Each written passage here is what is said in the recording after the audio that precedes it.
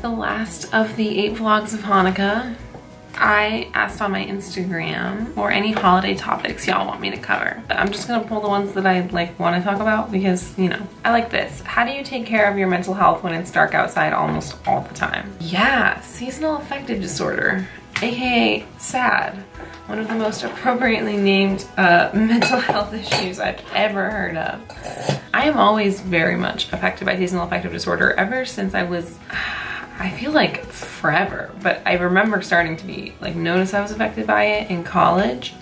Sorry, I had to turn the heat off. Yeah, just knowing the reason behind why you may be feeling low or depressed or sad more often than usual, I feel is really powerful because then you can identify the problem and work backwards. Like sometimes we feel low or sad and depressed and we don't know what's motivating it, and then that could be just kind of impossible to deal with because then how do you address the issue? Or do you address the issue? You probably don't. I certainly don't usually, or didn't for a long time.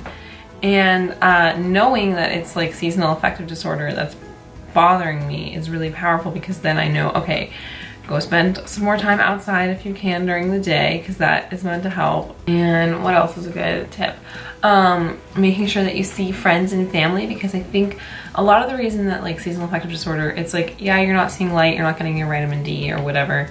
I think because of that, people usually stay in or stay to themselves instead of being social. I'm an extrovert, so obviously I enjoy being social, but even for introverts, it can be really damaging to your mental health if you're alone all the time, and if you're intentionally keeping yourself inside because of the weather or because of this lack of sunlight or whatever, that's obviously going to really affect you.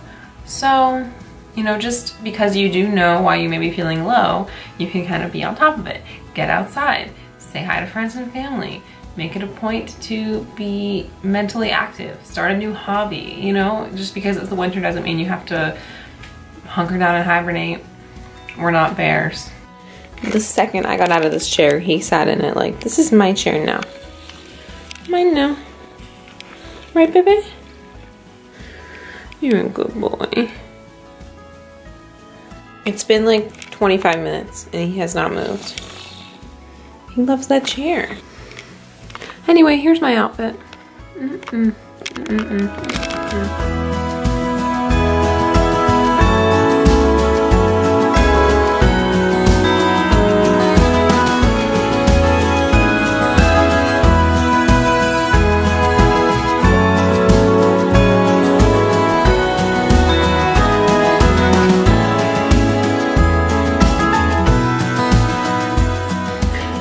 And welcome to my breakfast. You know, I just love mushy food. Is that weird?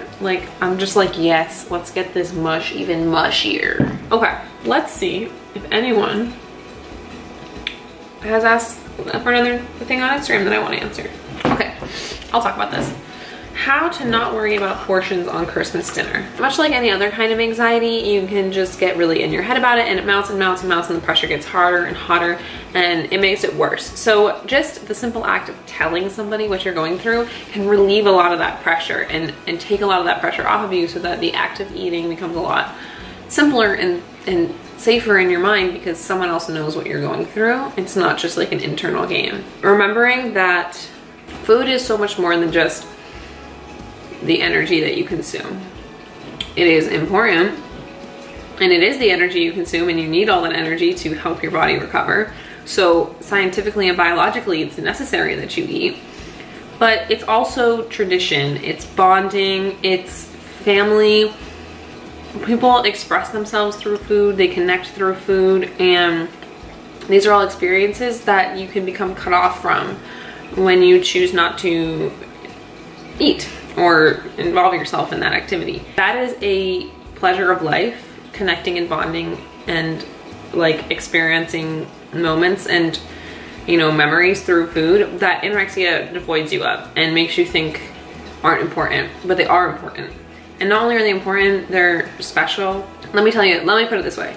You may think the next day you'll regret eating all that food, but I promise you the next year you'll look back on that holiday and you'll regret having not had those moments and experiences and just letting yourself eat, which is something you know you need to do anyway to live. Every single person needs to do it, but even specifically if you're in recovery, you need to eat a lot.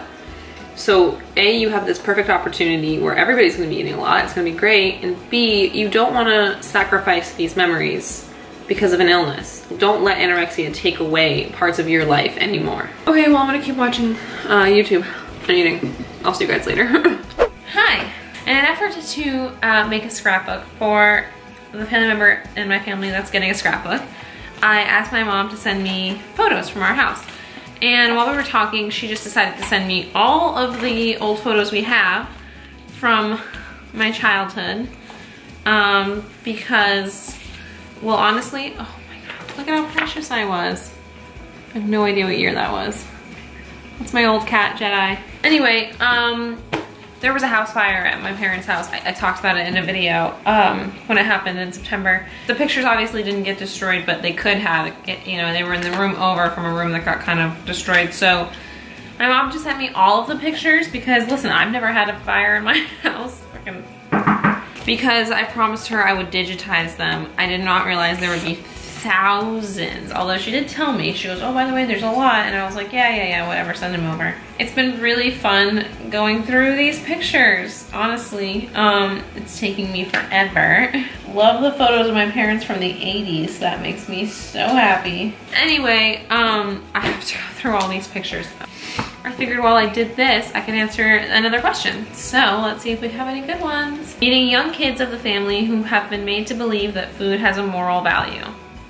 AKA, what do you do with a kid who has been taught diet culture by a parent who just maybe doesn't understand? It's a really good question. I've actually never thought about it, although I know it exists. In general, I kind of keep my mouth shut, especially around family, because I'm a really sensitive person and I don't like when family like talks down to me. It doesn't stop them all the time, but I don't want to just do that to anybody else. I think in general, just combating diet talk at the table can be really easy. Like, listen, I'm not here to judge anyone. As long as you don't have a disorder, you can make all the mistakes in your life that you want, AKA go on all the diets that you want.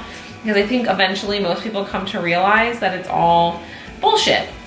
And so if someone's telling you about their new keto diet in front of their child, who is then looking down at their plate of carbs and potentially who knows what's going on in their head, you know, it's really hard because people who think they're doing the right thing, aka like keto, IF, paleo, Atkins, whatever, Weight Watchers, whatever, you're not gonna convince them that they're wrong, especially if they're adults. What you can do is just offer simple like, well, I don't know, I eat carbs every day and I'm fine. That way there is just one voice at the table that, you know, is fighting the narrative. So that the narrative of the table isn't food is bad as you're all sitting around eating food. Someone can complain like, oh, I ate too much, I'm gonna have to go for a run tomorrow. You can just be like, not me, I'm just gonna take a nap. This food was delicious. Because especially with family, it can be really tricky and you don't wanna like get into arguments or start shit over food because people can get really sensitive about the food that they eat. Obviously people with a history of disorders probably know this because you've probably been the person that's really sensitive about the food you eat. So just now that you know better, you do better, and just every time there's conversation at the family table, especially around children, but even not around children, about dieting or guilt around eating or anything that you know is just like bullshit, you can just be that simple, kind, understanding voice that just goes, but it doesn't have to be that way. I'm gonna do that now.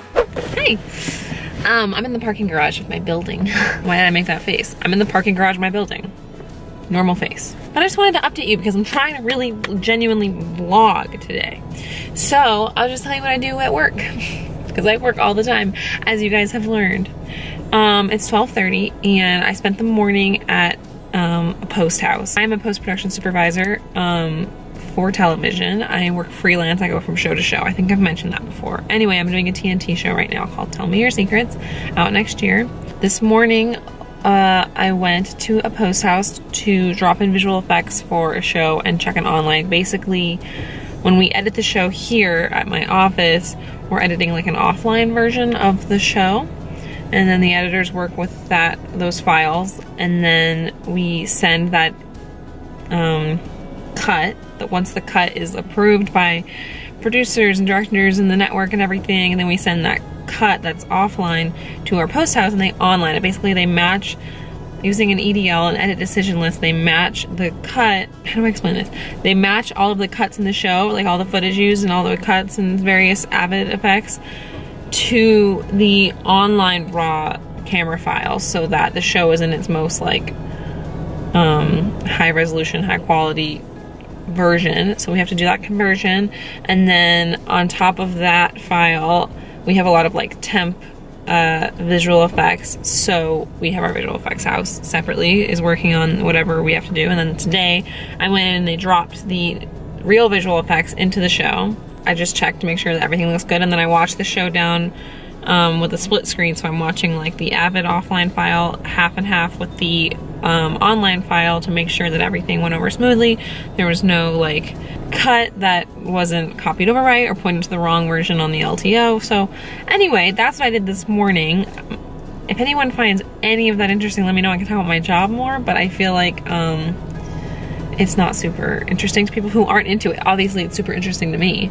I love the way television gets made, but you know, it might not be interesting to everybody. Anyway, let me know. So now I'm here at the office. I have a couple things. I mean, I have a lot of things. It's Friday, so it's gonna be kind of chill, but I actually have a lot of things to do today. I have invoices to pay, and whenever I pay like large invoices, I usually update the show cost report. And then I have to follow up because I have to get credits for this show that we're currently locking and working on. I have to get them approved so that I can go title the show next week. Anyway, these are the things that I think about and work on and do while I'm at work. Anyway, I'm gonna go up and go to work, and I will see you guys later. Hi. So let's catch you up. It is like 9:30 and I went to a yoga class tonight. Yeah, my yoga class was lovely because it was like really chill. Honestly, we like barely moved. We mostly just like laid there while the instructor said like calming thoughts. A coworker brought in vegan donuts. Well, they brought in regular donuts and they brought in vegan donuts for me, which was very nice. Now that it's 9:30, I'm gonna go rinse off in the shower, and then I'm gonna go take a long bath. Oh, hello. Thank you. This is the last of my 8 vlogs of Hanukkah. I'm gonna take a little bit of a break from videos for like a week, and then I'll be back to my regular twice a week schedule. Thank you guys so much for coming with me on this vlog venture. This adventure in vlogging. I'm not the best vlogger. I think that's because like I only find a handful of people's vlogs interesting, and in my mind it's like hard for me to think that you guys would find my actual day-to-day interesting. Although I tried to make sure that's what I did today, just in case anyone was like craving that, so I don't know. But thanks for joining me on this journey. If you liked the series, make sure to give this video a thumbs up, and if you're new here, hit subscribe. I don't need to go through the whole thing, you guys already know. Thanks for being amazing. I'm just really happy and blessed with where I'm at with this channel, and it's all because of you guys, so thanks, I really appreciate it. Bye guys.